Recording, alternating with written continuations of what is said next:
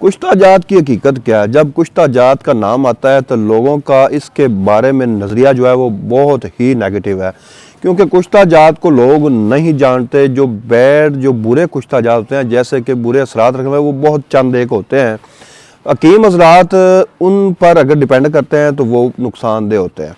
लेकिन कुश्ता जात में कोई बुराई नहीं है, कोई मसला नहीं है। कुश्ता कली होता है, कुश्ता शिंगरफ होता है, ऐसे जो आम हालात में जो कुश्ता जात होते हैं, इसमें कोई बुराई, इसमें कोई मसला नहीं होता। लेकिन जो लोग इसके बारे में नज़रिया बुरा रखते हैं, मैं उनको आज क्लियर करना चाहता हूँ कि इसके बारे में आप बुरा नज़रिया ना रखें, इसमें कोई मसला नहीं होता।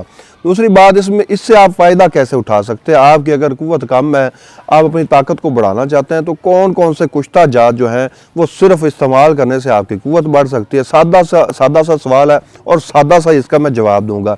अगर आपकी कुव्वत बा कम हो गई है, आपने कुश्ता कली लेना है पारे वाला, सिर्फ सिंपल। इसमें से एक जो है 4 चावल आपने ले लेना है। 4 चावल को आपने मक्खन के अंदर रख के 1 माह मुसलसल इस्तेमाल करना है। इंशाल्लाह इसके इस्तेमाल से आपकी जो कुव्वत है वो भरपूर हो जाएगी, ताकत बढ़ जाएगी, टाइमिंग बढ़ जाएगी।